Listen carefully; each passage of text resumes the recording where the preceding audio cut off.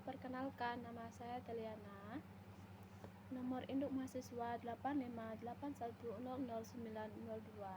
Di sini saya akan menjelaskan yaitu mengenai filsafat ilmu dan pendidikan. Nah, saya dari Prodi PGSD. Di sini untuk memenuhi tugas 2 saya yaitu filsafat ilmu. Nah,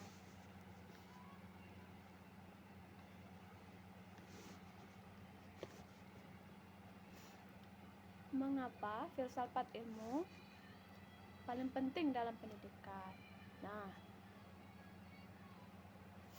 filsafat ilmu dalam pendidikan adalah kajian kritis, hakikat, metode, dan nilai-nilai yang mendasari ilmu pendidikan. Perannya sangat vital dalam menjaga integritas keilmuan dan memastikan pendidikan tetap bermakna serta relevan dengan kebutuhan manusia. Pendidikan adalah senjata paling ampuh yang dapat kamu gunakan untuk mengubah dunia. Next, yang slide keduanya.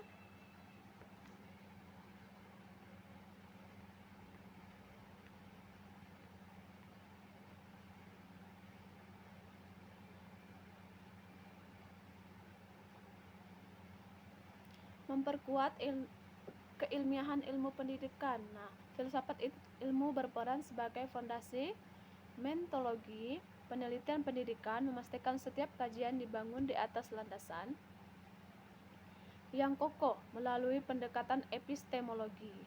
Nah, validitas dan reliabilitas pengetahuan pendidikan dapat dijamin secara sistematis. Epistemologi membantu memverifikasi sumber pengetahuan dan metode yang digunakan sehingga ilmu pendidikan memiliki kredibilitas ilmiah yang dapat dipertanggungjawabkan.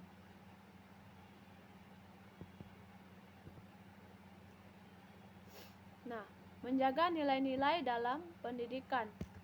Pendidikan bukan hanya transfer ilmu, tetapi pembentukan karakter dan nilai. Aksiologi memastikan pendidikan bermakna dan beretika, mengarahkan tujuan pembelajaran pada pengembangan manusia yang seutuhnya.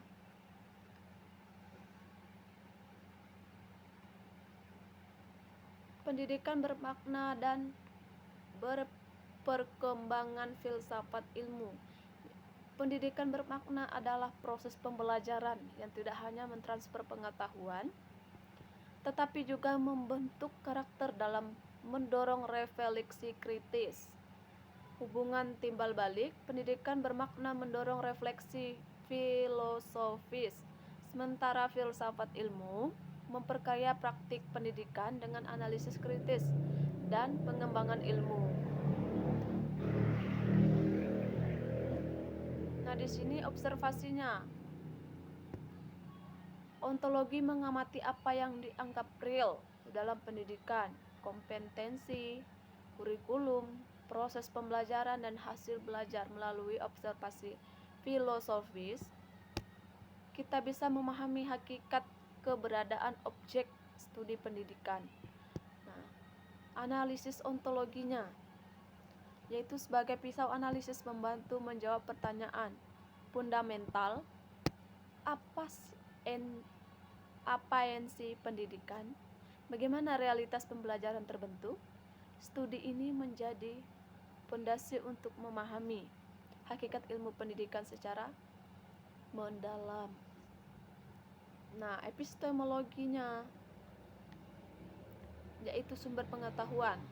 Yang pertama itu sumber pengetahuan. Epistemologi mempelajari sumber dan validitas pengetahuan. Bagaimana kita mau mengetahui apa yang kita ketahui, dari mana pendidikan berasal, dan bagaimana memverifikasinya. Nah, metode penelitiannya contohnya, metode penelitian kualitatif dan kuantitatif. Dalam pendidikan, epistemologi menjaga keilmiahan dan kepercayaan ilmu pendidikan melalui validasi metodologis yang ketat. Kemudian filsafat ilmu sebagai pisau analisis aksiologis. Nah, definisi aksiologinya yaitu cabang filsafat yang mempelajari nilai dan etika dalam pendidikan. Fokus utamanya adalah menentukan apa yang baik dan benar dan bermakna dalam proses dan tujuan pendidikan tersebut. Contoh penerapannya yaitu penentuan nilai kurikulum yang berorientasi pada pengembangan karakter siswa. Aksiologi berperan mengarahkan tujuan pendidikan yang bermakna dan beretika. Kemudian penerapan dalam kebijakan pendidikan.